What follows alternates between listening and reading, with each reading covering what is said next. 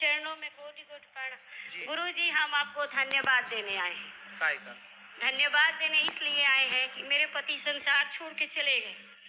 अब मैं जिन विपत्तियों से गुजरी हूँ गुरु जी, तब मुझको कोई सहारा अंदर से देने वाला नहीं था। रोटी चावल दाल तो सब देते हैं, लेकिन दर्द का इलाज तो बिहारी जी करते हैं। जैसे मैं आपका कथा सुनती गई, मानो मेरे साक्षात जैसे उस समय माता द्रौपदी का चीर हरण करने समय भगवान ने चीर को बचा के रक्षा की, मेरे प्राणों को रक्षा करने स्वयं आपकी मुख से जो कथा निकली वो कथा ने मेरे जान को बचाए हैं।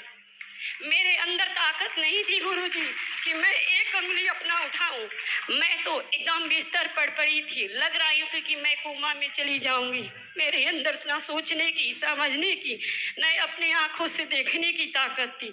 मैं फिर भी 1 रुपया की दवा नहीं खाई हूँ, ना ही मेरे शरीर पे कोई। जो रोटी चावल सामान दाल सब खाते, उसी खाते हुए कथा को सुनते हुए मैं आज अपने पैरों पर खड़ा हुई हूँ। आपके दरबार में आई हूँ। आपकी कथा से मैं जिंदा हूँ। आपके कथा में जो बिहारी जी का नाम, वही उनको अपना पति मान के अपना जीवन व्यतीत करती। पति को क्या हो गया था? वो नशा करते थे गुरुजी, अभी सुने हैं ना? क्या नशा? वो सारी चीज की नशा थी। तो नशा से फिर क्या हो गया? कैंसर हो गया उनको। कैंसर? हाँ, मुझको पता चल गया। देखो, नशा करने से ये होता, कैंसर हो गया, आदमी मर गया। अब पत्नी बेचारी कहाँ जाए? कितने बच्चे हैं आपके? बच्चे 2 हैं। खड़े हो जाओ बेटा। एक आए हैं, एक घर पे हैं, नहीं आए, उनका एग्जाम है आज से, इसलिए नहीं आए हैं। ये 10 में पढ़ते हैं, वे 12। भगवान का दिया हुआ मेरे पास सब कुछ है, बिजनेस, व्यापार, पति, बच्चे, परिवार, माँ बाप सब है, किसी चीज की कमी नहीं है। मैं दुनिया नहीं, चले गए थे तब तक अच्छे थे, लेकिन वो भी अच्छे थे, लेकिन नशा ने उनके हालत को बिगाड़ दिया। नशा देखो, इसलिए कहते हैं, अब लोग कहते हैं नशा करना हमारा पैसा है हम करें। भाई, तुम्हारा पैसा तुम करो, समय के पहले मर जाओगे, परिवार अनाथ हो जाएगा, बच्चों के सिर से बाप चला जाएगा, पत्नी के सिर से पति चला जाएगा। नशा करके क्या पा गए? कौन समझाए दुनिया वालों को? लेकिन आपकी कथा ने मुझे जिंदा बचा लिया जी। हाँ, बचा लिया कि मैं दोनों पुत्रों को देख पा रही हूँ, इन आंखों से, इन कानों से कथा को सुन पा रही हूँ। बहुत अच्छा। मुझे बचाने वाले सिर्फ आपकी कथा है, मेरे को बचाने वाले कोई नहीं। आज हमें लग रहा है कि हमारी वाणी किसी के काम आ गई। हाँ गुरुजी, हम किसी के काम आ सकते। मैं यहाँ आपको प्रश्न पूछने नहीं हूँ, मैं आपको धन्यवाद देने आई हूँ। अब मुझे हर समय फील होता है कि मेरे साथ मेरे बिहारी जी हैं, वीरे जी है। मुझे कभी नहीं लगता है ना कि मैं अकेले हूँ। मुझे कुछ अच्छा भी नहीं लगता है। मुझे अच्छा लगते हैं उनकी भजन, उनकी कथा, उनके कथा के पास जाना, उनके पूजा करना, सेवा करना, मुझे आनंद आता है। गुरुजी खुश रहिए। बस बच्चों को थोड़ा आशीर्वाद दीजिए। इनको थोड़ा तबियत बार जब से इसके पिता चले गए हैं, थोड़ा इनको भारी परेशानियां आ जा रही हैं। क्या परेशानी? परेशानी आज ये कि एक बार इनको इसी जाड़े में आधा फेस सूना हो गया बिना अचानक। अच्छा, सर्दी लग जाने के कारण ऐसा होता है कई बार हो गया, लेकिन बिहारी अपने को सर्दी से बचाओ। योग किया करो, शरीर को स्ट्रांग बनाओ, कच्चा नहीं बनाओ, कमजोर नहीं। योग, अभ्यास, प्रैक्टिस, व्यायाम किया करो। मेरे परिवार को आशीर्वाद दीजिए। परिवार की सपोर्ट पूरा है, बच्चे पढ़ रहे हैं, हम लोग परिवार ज्वाइंट फैमिली है। हाँ, सब कोई प्रेम से। मेरी माँ आई है वहाँ पे, सबको आशीर्वाद दीजिए। सबको सुखी रहिए। सब बोल दो राधे राधे। राधे राधे गुरु जी। श्री राधे जय श्री जी। मेरा और आपका, मेरे माइक पास में लो। मेरा और आपका मेरे पूज्य गुरुदेव के चरणों में कोटि कोटि प्रणाम। खुश रहिए। तो मैं बहुत दिन से बैठा था, मतलब कुछ दिनों पहले, तो मैं कुछ ऐसा सोच रहा था, कुछ क्वेश्चन आ रहे थे मेरे दिमाग में, तो मैंने सोचा था कि आपसे पूछूंगा। तो ऐसा ही बलि प्रथा तो गलत है, और मांस खाना भी गलत है, किसी को मारना भी गलत है, पर ऐसे आ रहा था कि दशरथ जी को जब श्राप मिला था तो वो शिकार करने गए थे हिरण का, तो उसमें भी तो वो उस हिरण का वध करने गए थे, और बड़े बड़े राजा भी वध करने जाते हैं। तो उसका क्या रीज़न है, मतलब क्यों वो ऐसे? उसका रीज़न ये है कि डॉक्टर लोग जब डॉक्टर बनते हैं तो उसके पहले वो अपने चूहे पर एक्सपेरिमेंट करते हैं। ये उनकी पढ़ाई का हिस्सा है।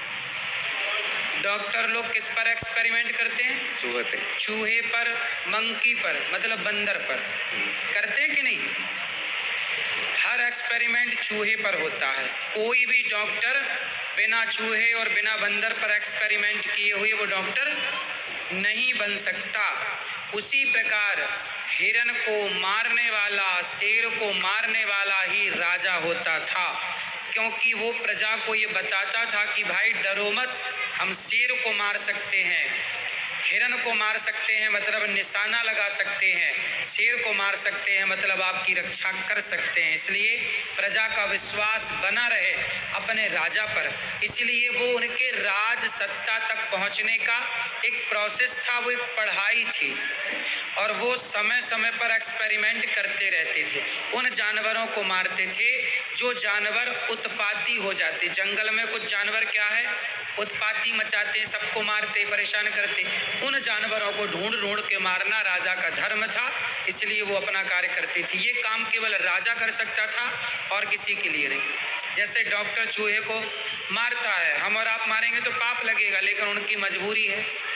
गुरुजी एक और प्रश्न था मेरा कि अभी 3 जून को मेरे गुरुदेव की कथा है गोवर्धन में जी। तो ऐसे मेरी मन की अभिलाषा हमेशा बनी रहती है कि कोई संत मिल जाए, कोई भी रसिक संत मिल जाए तो उसकी तन की सेवा मुझको प्राप्त हो जाए, कैसे भी कोई भी प्रकार से। तो ये भाव मतलब अभी गुरुदेव आ रहे हैं तो मेरी भी यही भावना है कि कैसे भी कुछ भी कृपा है जाए राधा जी की तो वो मुझको ऐसे कुछ प्रदान करते हैं मेरे गुरुदेव की तन की बिल्कुल, सेवा। आप निवेदन कर लीजिएगा, वो कर देंगे। तो ये भाव गलत है या फिर नहीं, सही है, आप तो चरण सेवा करें, क्या गलत है। और एक और प्रश्न है मेरा कि अभी मैं ब्रज की गलियों में घूम रहा था कहीं पे, तो मैं राधा वल्लभ जी के दर्शन करके आ रहा था, तो मैंने सोचा कि गौरी गोपाल आश्रम मुझे मिल नहीं रहा था, तो मैंने उनसे पूछा कि गौरी गोपाल आश्रम कहाँ पे है, तो उन्होंने बताया तो कि कहाँ पे है। फिर उन्होंने मुझसे पूछा क्या करने जा रहे हो, तो मैंने कहा पूज्य महाराज जी हैं हमारे, उनके जीजा श्री हैं हमारे, तो उनकी कथा सुनने जा रहा हूँ। पता आपने यहाँ की सेवाएं देखी? हाँ मैंने देखी। अब देख। राधे राधे गुरुजी। जी जी। गुरुजी ऐसे आप बोलते थे पहले मेरी एक बीमारी थी, जैसे मैं शरीर पे रोग हो रहा, आप बोले थे गाय के गोबर से नहाइए, तो मैं अक्टूबर से अभी तक नहा रहा हूँ, मेरी वो मतलब ठीक हो चुकी है। अच्छा, कौन सी बीमारी थी? गुरुजी मतलब वो डॉक्टर बोलते हैं ना, वो सफ़ेद दाग हो जाते हैं। सफ़ेद दाग? जी। अच्छा, सफ़ेद दाग आपके थे गुरुजी, मतलब मैं दिखाने गया था मैं, तो वो लेते कि इसका पहले दवाई लीजिए, मैंने दवाई खाई थी। फिर आपने गोबर से स्नान किया? जी गुरुजी, अक्टूबर से अब तक कर रहा हूँ अभी तक। तो आपको आराम हो गया? जी गुरुजी। देखिए, जिस गाय के गोबर का दुनिया मजाक उड़ाती थी, उस सफ़ेद दाग की कोई बीमारी का इलाज नहीं है, लेकिन गाय के गोबर से स्नान करने से, गाय के गोबर को मलहम लगाने से वहाँ पे सफ़ेद दाग ठीक हो गया। इनका ये प्रत्यक्ष प्रमाण है। मैं टीवी न्यूज़ों में जाता था तो न्यूज़ वाले मजाक उड़ाते थे मेरा, है ना, और दुनिया मजाक उड़ाती है गोबर का, लेकिन देखो जिस बीमारी का डॉक्टरों के पास इलाज नहीं है, वो सफ़ेद दाग गाय के गोबर ने ठीक कर दिए। ये देखो उदाहरण। तो जिससे सफ़ेद दाग हो जाए तो उसे गाय के शुद्ध देसी गाय के गोबर को लगाना चाहिए। क्यों? जी गुरुजी। बिल्कुल सही है। देखो ये पुरानी चीज़ें हैं, इसलिए पहले के लोग गाय के गोबर में इतना ध्यान देते थे, गाय के गोबर में लक्ष्मी का वास मानते थे। आज दुनिया में कोई इलाज नहीं है सफ़ेद दाग का, और लेकिन गाय के गोबर से स्नान करना, जहाँ है वहाँ मलहम, मतलब गाय के गोबर को मलहना, उसी से ठीक हो सकता है। बात ठीक कह रहे हैं। और गुरुजी जैसे मेरे ये बाल है ना, तो मैं इन पे भी लगाता हूँ, तो मेरे सारे दोस्त पूछते हैं ये मतलब हमको भी ऐसे बाल करवाने, छल्ला रही मेरे हैं, पहले मेरे ऐसे बाल नहीं थे शुरू से बाल। जी जी हाँ, तो मेरे से पूछेंगे कि हमको भी ऐसे करने, तो मैंने उन्हें बताया, तो वो ऐसे तो करना नहीं चाहते। फिर मैंने वैसे मजाक में उनसे कहते हैं मैंने शैम्पू से किए हैं, तो शैम्पू तो उन्होंने लगा लिया पर गोबर नहीं लगाएंगे। फिर मैंने फिर पूछ रहे थे आपने मतलब किस पे करवाए हैं, टेलर पे, मतलब वो बाल वाले होते हैं ना वो वाले, उनसे पूछ रहे थे कि फिर मैं वो पूछ के आए, फिर उन्होंने करवाई हुई, पर उनके ऐसे नहीं हुए थे। ठीक है, आपने गाय के गोबर की महिमा सब तक पहुंचाई। गाय का गोबर, शुद्ध देसी गाय का गोबर कितना अच्छा है। तो आपको दाग कहाँ हो गए थे, सफ़ेद दाग? शरीर पे हो रहे थे। तो आप बिल्कुल ठीक हो गए? जी। वाह, देखो गाय के गोबर की महिमा। दुनिया सनातन का मजाक उड़ाता है, और तो कि ठीक है, सनातनी लोग भी गाय का मजाक उड़ाते हैं। लोग कहते हैं गाय का गोबर खाना, गाय के गोबर, मतलब क्या क्या मजाक नहीं करते गाय के गोबर को लेकर, गाय के गोबर को लेकर। लेकिन आज गाय के गोबर की महिमा आपने बताई, कठिन से कठिन बीमारी उससे ठीक हो सकती है, ये सही बात है। और गुरुजी, मैं प्रेमानंद महाराज जी का शिष्य हूँ, उनसे मिलके आए कई बार, उनसे गुरु दक्षिणा भी ली है, और मैं अखंड ब्रह्मचर्य का पालन कर रहा हूँ उनके कहने से ही। और मैं ये बताना चाह रहा हूँ, अगर आप भी पालन करेंगे, हर एक माता बहन को अपनी माता बहन समझें, गलत आचरण किसी के विरोध ना करें, सही है। ज़्यादा से ज़्यादा नाम जप करें, अगर भगवान प्राप्ति करनी है, अगर आयु मनुष्य जीवन मिला है तो सही है। इन्हें भोगों में ना जाने दें इस जीवन को, पता नहीं अब आगे मिलेगा कि नहीं। सही है, भगवान आपको सुखी रखें। चलो सबको थोड़ा थोड़ा मौका दिया जाए इनको। हाँ, जय श्रीमन नारायण गुरुदेव। जय श्रीमन नारायण। गुरुदेव, एक क्षमा याचना करनी थी। बोलो। परसों जाने अनजाने में बहुत बड़ा यहाँ थोड़ा पाप हो गया था मुझसे। मैं क्योंकि कुछ युवाओं को प्रेरित करना चाह रहा था कि वो ड्रिंक वगैरह ना करके एक अच्छा जीवन जिए, लेकिन जाने अनजाने में शायद मैंने पूरे ही उनको बोल दिया था। वो भी लोग बाहर से आके हमारी छवि बिगाड़ रहे हैं, क्योंकि जो हमारी भूमि है, देवभूमि, वो शहीदों की है, वो बलिदान की भूमि है। आप वही हो ना उत्तराखंड के बारे में परसों ऐसा बोला 2-3 दिन पहले जी। पर देखो, मैं मना कर रहा था कि सब ऐसे नहीं है, आप मना करने पर भी आप बोलते गए। मैं सुनी सुनाई में आ गया था प्रभु जी, मेरे से बहुत बड़ा ये अपराध हो गया था। सुनी सुनाई बातें ऐसे नहीं बोलनी चाहिए ना बेटा जी। कि आप किसी प्रकार से आप बताओ उत्तराखंड के लोगों के बारे में ऐसा आपने बोल दिया। पर महाराज जी, मैं तो ये चाहता था ना वहाँ के भी जो युवा है वो सुधर जाएं। आपने क्या हुआ, एक पुजारी जी पर भी आरोप लगा दिया जी। आपने देखा था? नहीं, लेकिन वहाँ के जो बाहर कुछ लोग हैं, कुछ लोग हैं, लेकिन हाँ, मैंने उस जगह का नाम गलत लिया, उसके लिए मुझे क्षमा याचना करनी है कि वहाँ के ऐसे नहीं है बिल्कुल। बाहर के कुछ लोग हैं ना, वो उधर जाके छवि खराब कर रहे हैं। क्या होगा, आप तो बोल के चले गए जी, लेकिन समाज में जितनी श्रद्धा मंदिरों में वहाँ है जी, पुजारी जी कभी ऐसा नहीं कर सकते, मेरा पूरा विश्वास है जी। लेकिन आप आरोप लगाते रहे। इसलिए किसी के कहने पर कुछ नहीं करना चाहिए बेटा जी। पहले देखो। चलो कोई एक व्यक्ति गलत होगा परिवार में, समाज में, इसका मतलब ये छोड़ी कि पूरा सब समाज, पूरे लोग गलत। पूरे गलत कैसे हो सकते हैं जी। पुजारी बेचारे दिन रात पूजा करते हैं, वो कितने पवित्र भाव से बिना नहाए मंदिर में घुसते नहीं है, उनके लिए आपने उल्टा सीधा बोला। नहा के भी वो पहले गंगा जल से पवित्र होते हैं, उसके बाद ही जाते हैं फिर इसलिए आपको ये अपराध क्षमा मांगना चाहिए अपने क्षेत्र के सभी लोगों जितने से। भी से मेरी भावनाओं से उन्हें ठेस पहुंची होगी, मैं क्षमा मांगता हूं कि मैं सुनी सुनाई में आ गया, और मैं अपनी देवभूमि, मेरी बलिदान की भूमि है और वो कर्म की भूमि है। जय देवभूमि उत्तराखंड। बिल्कुल, खुश रहिए।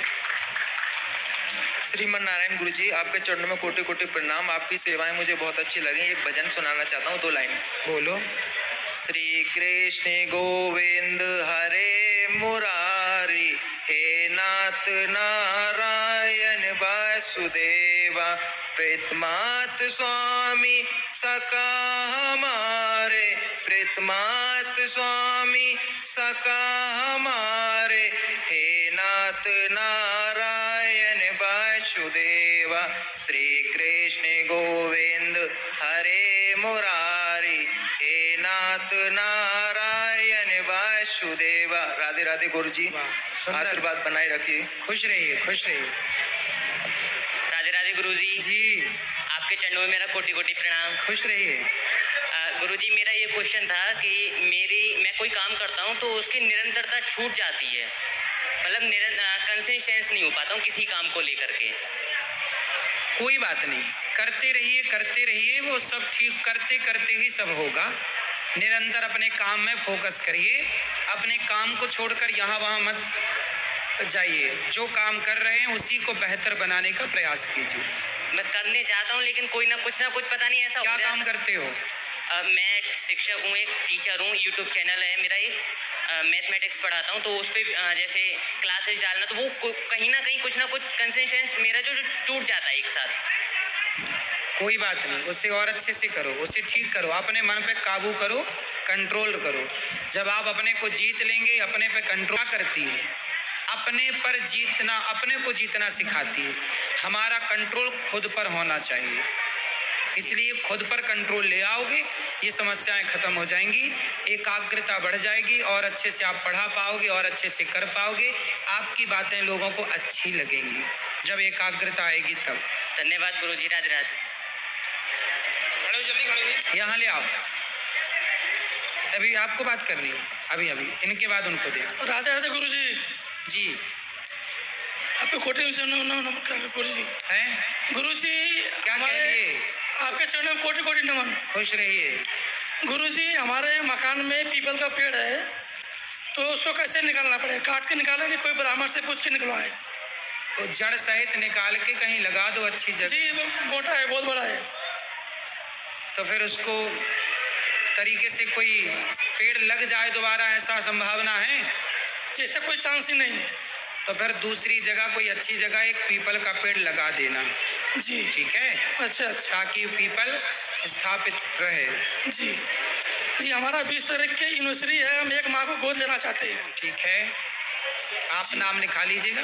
जी आप बहुत अच्छा सोच रहे हैं, वृद्ध माँ का सहारा बन रहे हैं, भगवान आपको सुखी रखें। जी जी जी हमारे बच्चे लोग हैं गुरुजी, और भागवती जैन को आशीर्वाद दे दीजिए। सासू माँ भी आई हैं। खुश रहिए। हेलो हेलो बोलो। गुरुजी राधे राधे। जी आप कैसे है गुरुजी? कृपा है।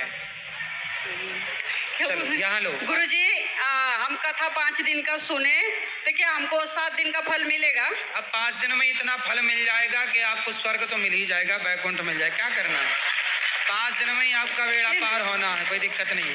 गुरुजी हमारी लड़की आई है, वो फोन ना दिन भर चलाती रहती है, किधर भी फोन से बात करती है। अगर मैं बोलती हूँ ना मेरे को गुस्सा करती हो।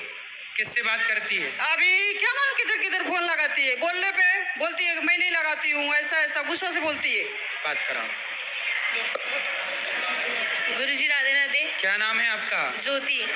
किसको फोन लगाते हैं? गुरुजी ऐसा कुछ तो है नहीं, पर इस जनरेशन में जैसा सब चल रहा है वैसे मम्मी पापा को थोड़ा डर रहता है ना कि हमारी बेटी के साथ या हमारे बेटे के साथ कुछ गलत ना हो जाए। सही है। तो जैसे जैसे ये उम्र बढ़ रही है वैसे वैसे माँ बाप का थोड़ा ध्यान बच्चियों पे रहता है, इसकी वजह से उन्हें गलत शक हो रहा है, बाकी ऐसा कुछ भी नहीं है। ठीक है, अच्छा है कि माँ बाप का जो विचार है आपके प्रति वो ठीक है, और आपको भी ना माँ बाप के प्रति विश्वास बनाए रखना है, तोड़ मत देना। जी गुरुजी। पढ़ाई लिखाई करो जी। किसी से बातचीत लड़के वड़के से मत करना। जी जी ठीक है। जी गुरुजी राधे राधे।